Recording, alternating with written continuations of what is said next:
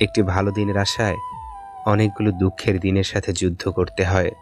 সমালোচনা করতে যোগ্যতা লাগে না, সমালোচিত হতে যোগ্যতা লাগে। কাউকে ভালোবেসে মাঝপথে ছেড়ে দিও না, জীবনটা একেবারে এলোমেলো হয়ে যাবে মানুষটার। না পারবে সামনের দিকে এগোতে, না পারবে পূর্বের জায়গায় ফিরে যেতে। জীবন্ত লাশ হয়ে বেঁচে থাকতে হবে তাকে। বিয়ের দাওয়াত পায় এলাকার গণ্যমান্য ব্যক্তিরা, মৃত্যুর দিন কবর খুঁড়তে আসে পাড়ার গরিব মানুষেরা। এটাই আমাদের সমাজের নির্মম বাস্তবতা। আপনার ঘায়ে অন্য কেউ মলম লাগাবে, সেই অপেক্ষা কেন করছেন?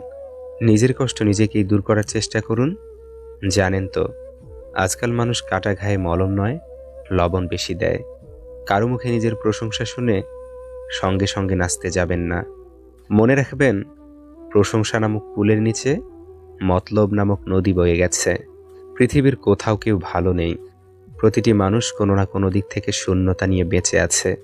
সবচেয়ে বড় অভাব হলো আপনার ভিতরে কিছু কথা জমেছে।